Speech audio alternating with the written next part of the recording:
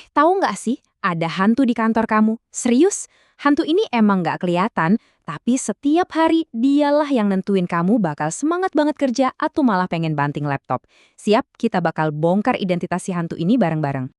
Coba deh jawab jujur, kalau kantor kamu itu punya rating di aplikasi ojek online, kamu bakal kasih bintang berapa? Bintang 5, wah surga dunia, semua ide didengerin. Atau bintang 1, neraka jahanam, tiap hari kayak kena mental breakdown berjamaah. Apapun rating yang ada di kepala kamu, biang keladinya itu seringkali bukan cuma soal gaji atau kursi yang bikin sakit punggung loh. Ada kekuatan gede banget yang nggak kasat mata tapi efeknya luar biasa. Nah, inilah si hantu yang kita omongin dari tadi, budaya organisasi. Oke, sekarang ayo kita bedah si hantu ini. Anggap aja kita lagi unboxing kepribadian sebuah perusahaan. Bukan produknya ya, tapi jiwanya. Apa sih sebenarnya yang bikin satu kantor tuh asyik, sementara kantor lain bikin cemas melulu? Kalau kata buku teks nih, menurut Tracy di tahun 2009, budaya itu semacam sistem operasi tak terlihat. Isinya tuh ya seperangkat asumsi, nilai-nilai, sampai bahasa gaul internal yang cuma anak kantor itu yang ngerti. Inilah yang ngejelasin kenapa di kantor A orang berani ngajak debat bos. Sementara di kantor B, bos baru batuk dikit, semua udah langsung siap sedia.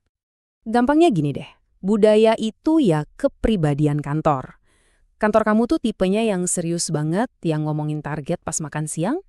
Atau tipe yang super santai, yang isi grup WhatsApp-nya stiker aib semua? Nah, dari cara meeting sampai gosip terupdate di pantry, itu semua adalah bagian dari DNA kepribadiannya. Kepribadian ini nggak datang dari langit loh, ada komponen-komponennya. Ada nilai-nilai inti yang suka dipajang di tembok tapi kadang dilupain. Ada simbol dan bahasa, kayak singkatan-singkatan aneh yang cuma kalian yang paham.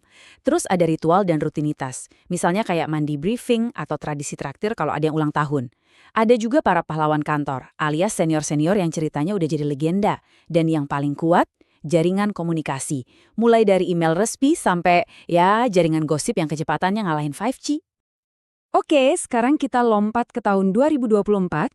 Apa sih yang lagi dicari orang-orang zaman sekarang? Ini udah bukan lagi soal ada meja pingpong atau kopi gratis di kantor. Ini tuh kode-kode keras yang kalau diabaikan perusahaan, siap-siap aja karyawannya pada ketik surat resign. Nomor 1, jelas, fleksibilitas. Work from anywhere atau WFA itu bukan lagi mimpi di siang bolong, tapi udah jadi ekspektasi. Dan ini bukan soal males ngantor ya, ini soal kepercayaan. Karyawan tuh butuh bukti kalau mereka dipercaya bisa produktif tanpa harus dipantau terus-terusan di bilik kerja. Kedua, kesejahteraan yang beneran. Bukan cuma ngasih voucher gym, tapi juga ngasih dukungan buat kesehatan mental. Ada akses ke psikolog, ada kebijakan cuti yang lebih manusiawi. Karena, jujur aja, otak yang waras itu jauh lebih penting daripada laptop spek paling dewa sekalipun. Ketiga, DEI, Diversity, Equity, and Inclusion. Gampangnya perusahaan yang keren itu kayak semangkuk rujak, isinya macam-macam, beda-beda, tapi justru itu yang bikin rasanya jadi enak banget. Perbedaan latar belakang dan pendapat itu bukan ancaman, tapi bumbu penyedap buat inovasi. Dan semua ini tuh bukan cuma biar kelihatan keren atau woke. Dampaknya ke bisnis itu nyata banget. Kalau 3 tren tadi diterapin, lihat aja nih, engagement karyawan naik, loyalitas mereka juga makin kuat, dan yang paling penting buat perusahaan, angka turnover anjlok. Ini tuh investasi, bukan cuma sekedar pencitraan. Oke, kita udah ngomongin tren. Sekarang, yuk kita nyelam lebih dalam lagi ke teori yang, wah, ini seru banget. Pernah nggak sih kamu ngerasa kalau di kantor itu informasi datang dari segala penjuru, kayak lagi dihujani notif nonstop? Nah, ada seorang pemikir organisasi jenius namanya Carl Weick. Dia punya analogi yang pas banget. Katanya, kantor modern itu persis kayak grup WhatsApp keluarga besar level internasional. Isinya, banjir info yang simpang siur, pesan forwardan yang gak jelas sumbernya, dan semua orang punya tafsiran masing-masing. Kacau kan? Terus gimana caranya kita selamat dari banjir info ini? Weick ngasih 3 jurus. Pertama, enactment. Ini tahap di mana kita mikir, hah, maksudnya apa nih? Kita sadar ada info aneh masuk. Kedua, selection. Nah, ini tahap diskusi produktif. Kita nanya ke teman semeja, lo ngerti nggak maksud email dari si bos barusan? Disinilah kita bareng-bareng coba nerjumahin info aneh tadi.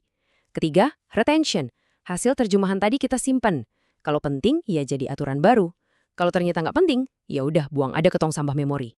Sekarang, pegangan yang kenceng. Soalnya kita sampai di bagian plot twist yang mungkin bakal mengubah cara kamu ngelihat kantor selamanya. Udah siap? Selama ini kita mungkin mikir kalau organisasi atau perusahaan itu adalah sebuah benda, ya kan? Sebuah gedung, sebuah nama, sebuah struktur yang paten. Tapi gimana kalau saya bilang organisasi itu bukan benda? Gimana kalau ternyata ia adalah sebuah proses yang nggak pernah berhenti? Coba deh kita lihat bedanya. Organisasi itu kata benda, sesuatu yang kayaknya statis, yang kita miliki. Tapi mengorganisasi itu kata kerja, sesuatu yang dinamis, yang terus-terusan kita lakukan. Setiap hari, setiap detik.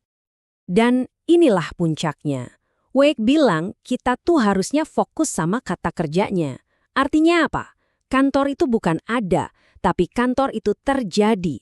Ia terjadi lewat setiap obrolan di pantry, setiap email yang kita kirim, setiap meeting, bahkan setiap gosip yang beredar.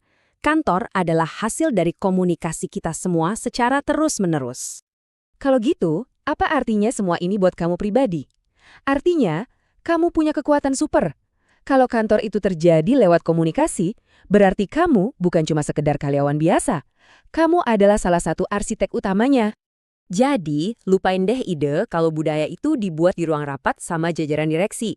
Budaya yang sebenarnya itu diciptain dari bawah ke atas. Dibangun oleh semua orang, termasuk kamu, setiap kali kamu ngobrol, ngetik di grup chat, atau bahkan waktu kamu milih buat diem pas rapat. Nah, ini pertanyaan terakhir buat kita renungkan bareng-bareng. Coba ingat-ingat interaksi terakhirmu di kantor hari ini. Email yang kamu kirim tadi, candaanmu di grup, atau caramu nanggepin ide temenmu, apakah itu lagi ikut ngebangun budaya kantor yang kamu pengenin, atau tanpa sadar kamu malah ikut ngerusakinnya? Pilihannya ada di tangan kita masing-masing. Kalau pembahasan ini bikin kamu jadi lebih melek soal hantu di kantormu, jangan lupa tunjukin dukunganmu ya. Klik tombol like, share ke teman-teman kantormu biar bisa jadi bahan obrolan, terus tulis juga pendapatmu di kolom komentar. Dan yang paling penting, subscribe channel Belajar biar kita bisa terus bongkar hal-hal keren lainnya bareng-bareng. Oh ya, buat kamu yang pengen tahu lebih dalam lagi soal teori-teori ini, semua sumber referensi yang kita pakai udah kita cantumin lengkap di deskripsi di bawah ya. Makasih banyak udah nyimak, sampai ketemu di pembahasan berikutnya.